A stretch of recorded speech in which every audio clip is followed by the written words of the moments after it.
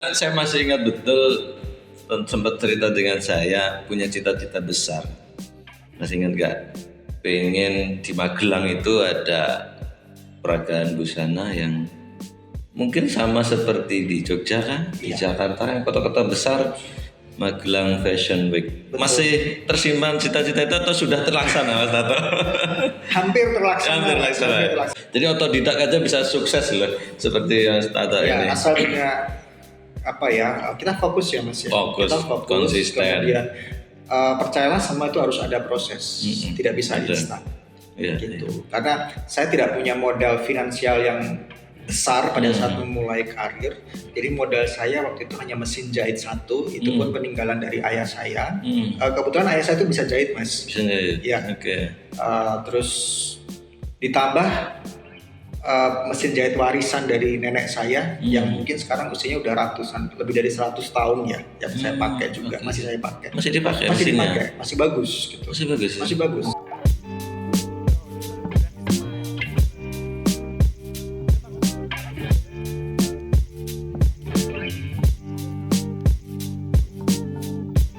I'm so happy to wear this dress with Supranational at the final. When I once saw a dress, I thought it looked like angel.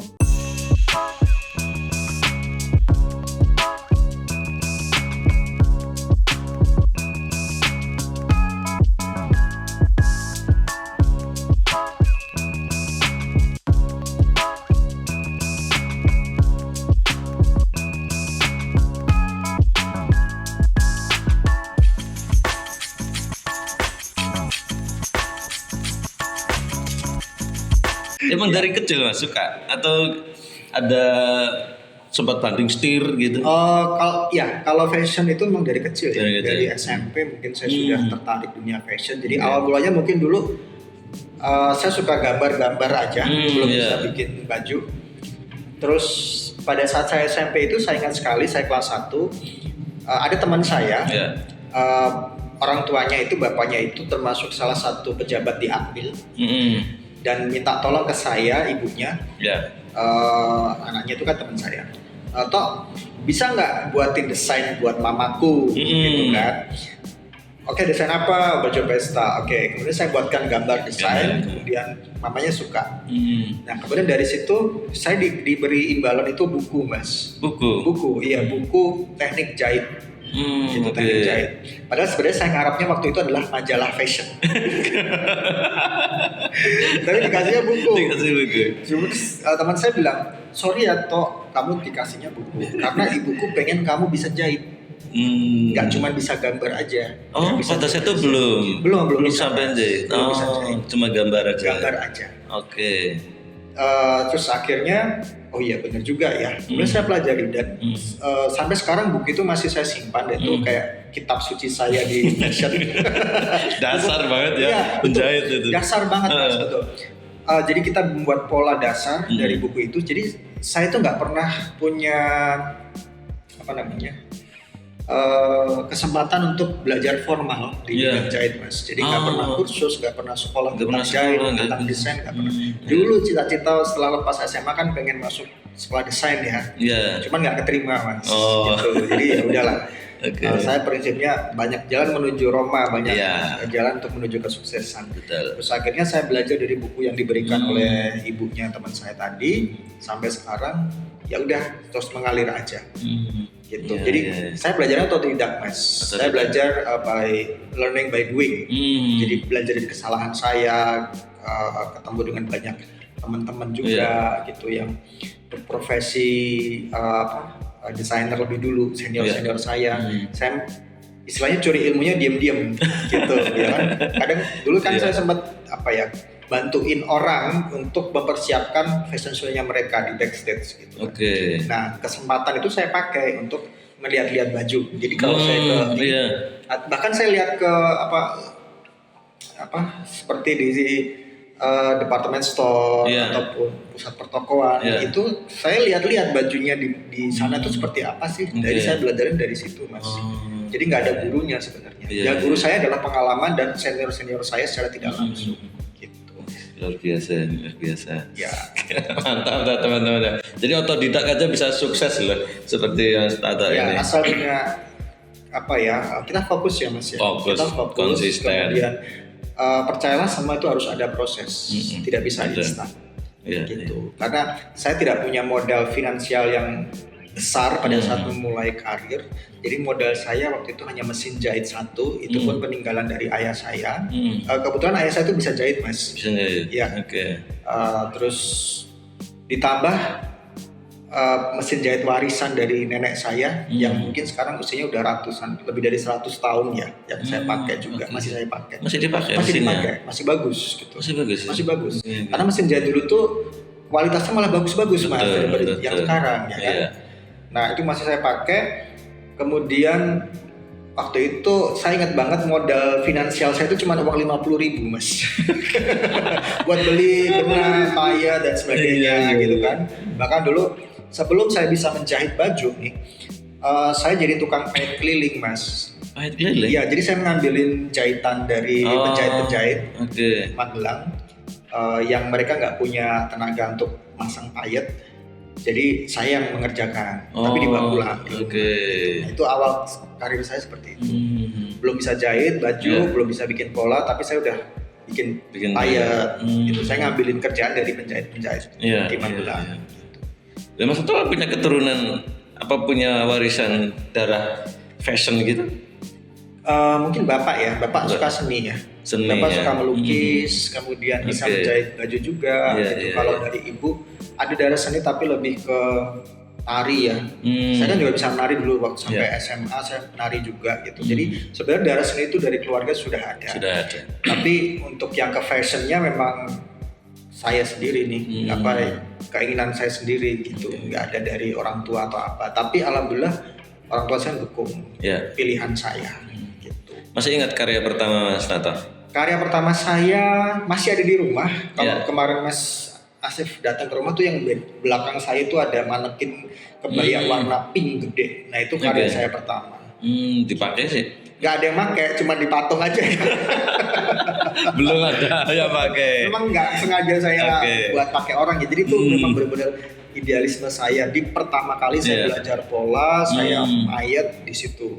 Oke. Jadi nggak dipakai orang gitu. Jadi Nah kalau yang dipakai show atau kalau show, mungkin klien pertama saya itu ada orang Magelang juga, keluarga. Waktu itu juga terpaksa sih Mas saya, kayak dipaksa gitu loh. Kamu bisa, gitu. Kamu bisa buat baju. Gitu. Aduh, saya nggak pede, harus bisa. Ada klien saya, salah satu notaris di kota Magelang. Ya keluarganya kebetulan anaknya mau nikah.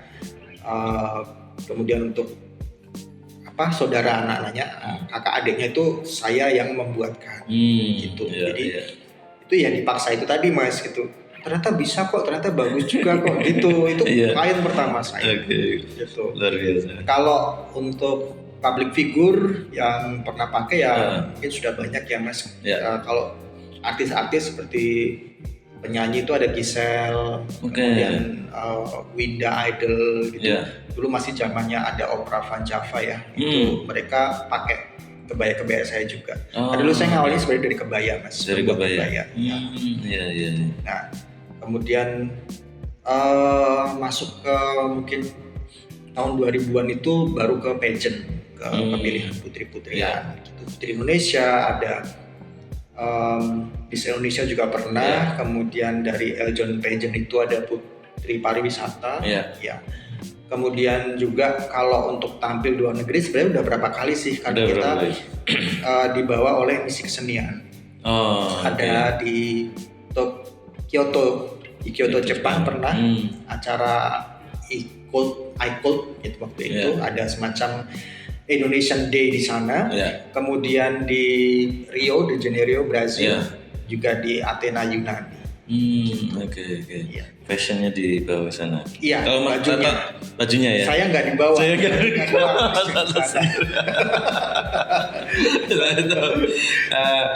Artinya Mas Tato punya kesempatan ke depan. Ya kan? Semoga. Nah teman-teman, Mas Tato juga saya masih ingat betul sempat cerita dengan saya punya cita-cita besar. Masih ingat nggak?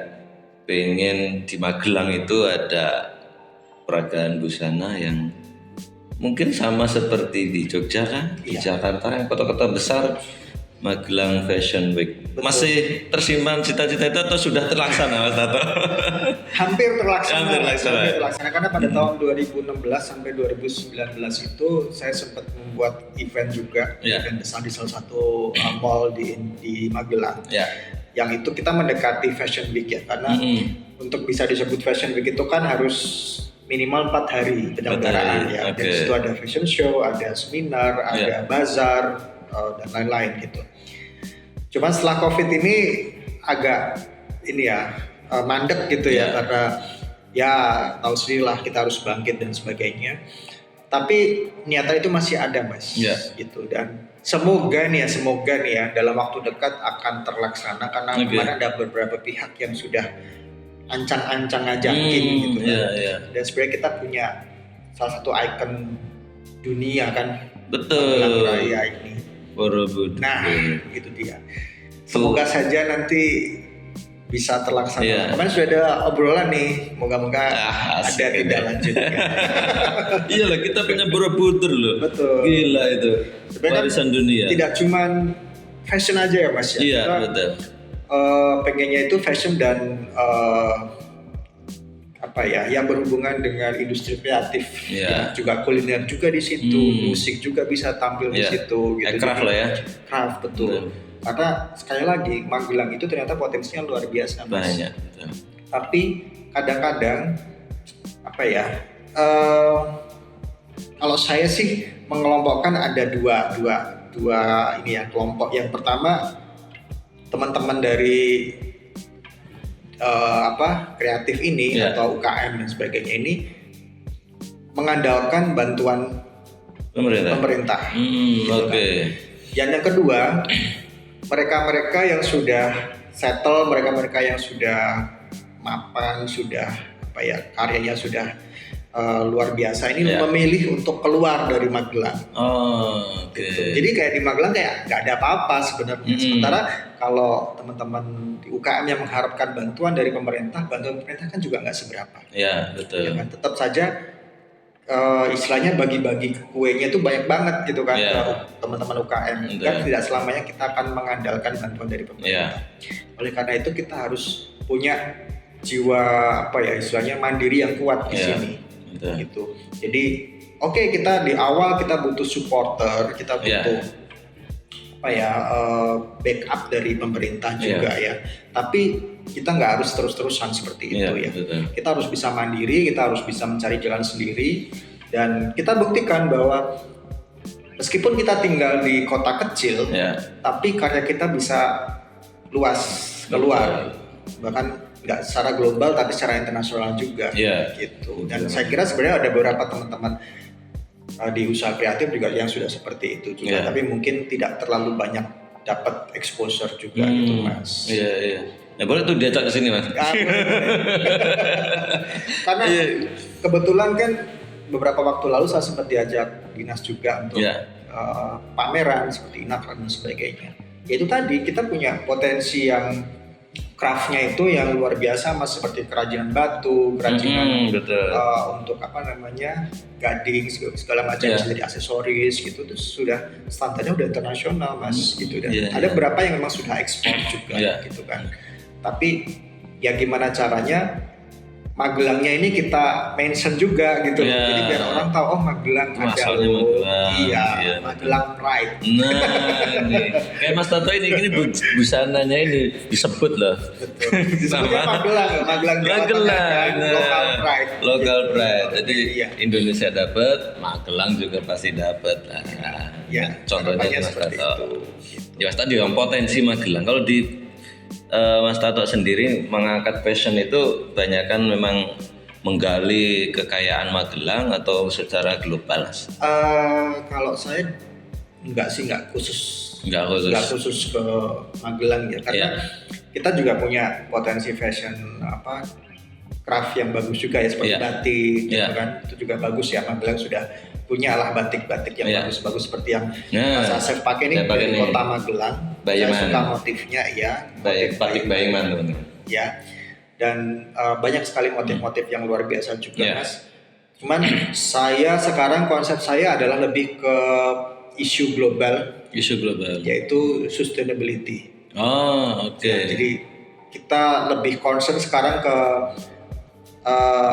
istilahnya save the earth, ya kan? Jadi kayak kita membuat sesuatu ini agar bisa lebih bermanfaat lagi ke depan. Jadi sampah-sampah kita kurangi, limbah-limbah kita olah lagi sehingga menjadi sesuatu yang lebih punya daya jual yang lebih tinggi lagi. Jadi saya sekarang banyak mengolah limbah atau perca-perca gitu, Mas. Kain perca. Iya, kain perca untuk ready to wear-nya. Dan itu sudah saya launching tahun 2022 kemarin di Indonesia Fashion Week. Jadi banyak sekali yang responnya bagus. Tapi banyak kan malah yang ini kota besar, Mas, kota besar yang respon gitu. Jadi saya membuat seperti baju saya ini outer, tapi ada perca-percanya gitu, Mas. Ini guntingan kain-kain gitu, saya olah, saya susun jadi sebuah outfit gitu. Dan kita manfaatkan perca batik, perca tenun gitu, bahkan kain-kain yang sudah kecil-kecil ataupun dalam bentuk benang pun masih bisa kita manfaatkan, Mas. Jadi kita meminimalisir limbah gitu, sesuai dengan konsep dunia fashion saat ini adalah sustainability gitu. Jadi mengolah sesuatu yang tadinya jadi sampah, karena sampah dunia fashion ini, Mas, secara global ini salah satu penyumbang sampah terbesar dunia. Fashion ya. Karena kita ada istilahnya fast fashion. Fast fashion itu adalah fashion yang trennya itu cepat berganti. Dan itu dipelopori oleh brand-brand ready to wear dari luar gitu kan. Yang dimana mereka ganti tren itu setiap 3 bulan atau 6 bulan gitu, ganti tren, sehingga tren yang kemarin ini dibuang, Mas, bajunya, karena dianggap udah nggak up to date lagi. Itu kan jadi sampah. Betul. Nah, oleh karena itu kita kontranya dari tren fast fashion itu tadi, kita dengan konsep sustainability gitu. Dan saya kira ini bisa dilakukan oleh banyak orang sih sebenarnya dengan konsep ini, dan bisa dilakukan oleh teman-teman industri kreatif juga gitu, manfaatkan limbah-limbah mereka gitu. Dan masih dilakukan sampai sekarang ya, Mas? Alhamdulillah masih. Ya, jadi selain untuk busana kan saya juga bikin kayak misalnya tas ataupun perlengkapan rumah tangga, seperti itu, pernak-pernik, ya kan. Tapi dengan nilai jual yang lebih tinggi. Jadi kadang-kadang kalau kain perca itu kan kesannya jadi lap, gitu kan. Atau kalau jadi baju jadi daster aja, gitu kan.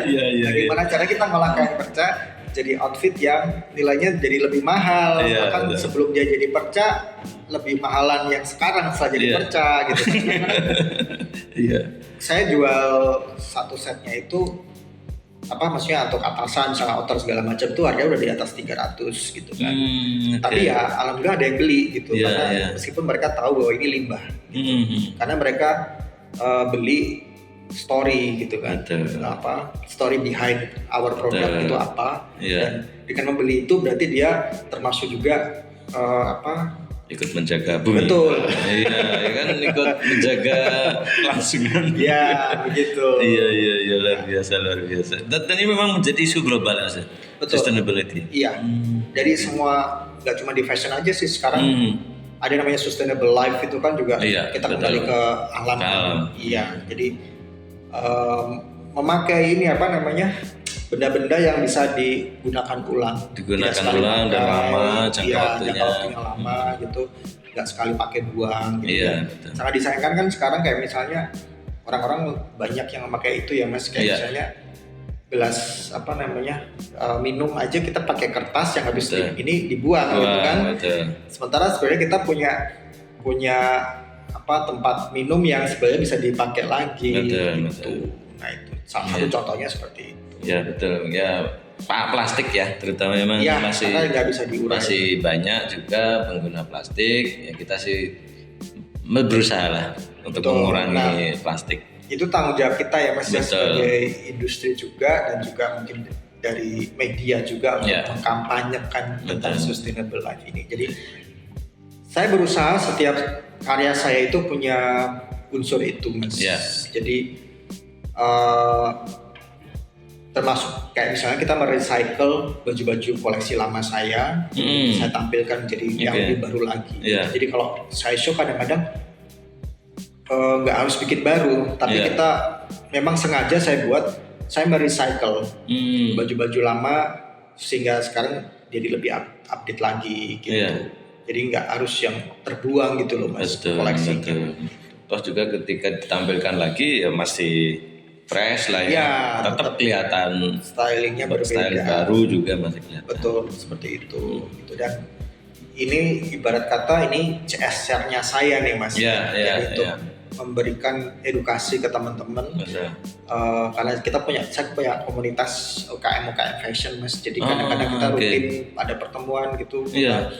Apa nih yang mau di sharing-sharing gitu, itu gratis. Teman-teman yang mau gabung silahkan gitu kan, untuk belajar. Kemarin kita belajar manfaatkan perca untuk bikin course rasa atau hiasan bunga. Pernah juga kita memanfaatkan perca untuk bikin bros. Membuat bros gitu kan, itu pernah juga gitu. Itu sendiri kan? Apa? Punya komunitas sendiri ya?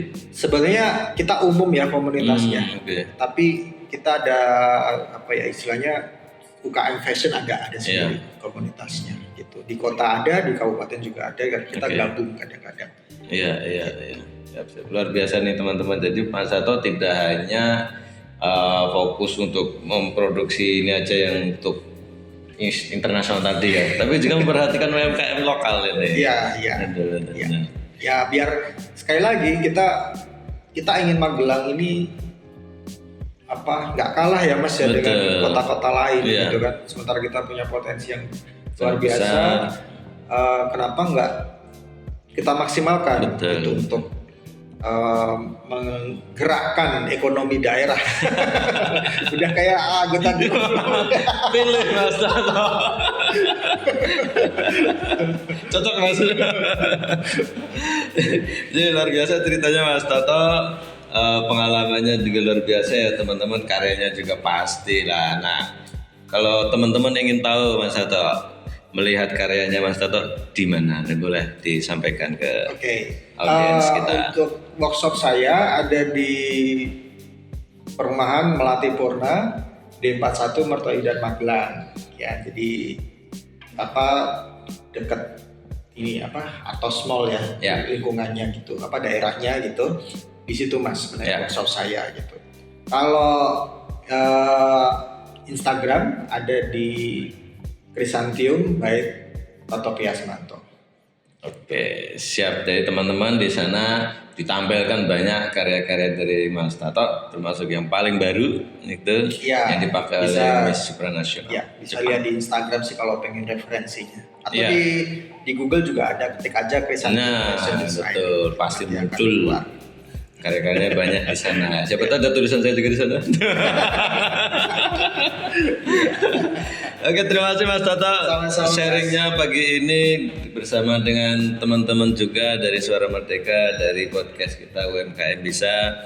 Mudah-mudahan ini bisa menginspirasi, bisa memotivasi para calon-calon fashion designer barangkali, atau juga mungkin yang sudah senior gitu ya, untuk sharing juga di kami di sini. Boleh silahkan teman-teman khususnya di Magelang bisa datang ke studio kita, ada di kantor Suara Merdeka Magelang. Sekali lagi terima kasih Mas Tato, sukses untuk karyanya, sukses juga untuk kedepannya. Mudah-mudahan Magelang semakin bergaung, semakin dikenal di dunia ekonomi kreatif, khususnya di fashion atau busana. Terima kasih Mas Tato, terima kasih juga teman-teman semuanya. Sekian dari saya, Assalamualaikum warahmatullahi wabarakatuh. Terima kasih. Oke, sama-sama.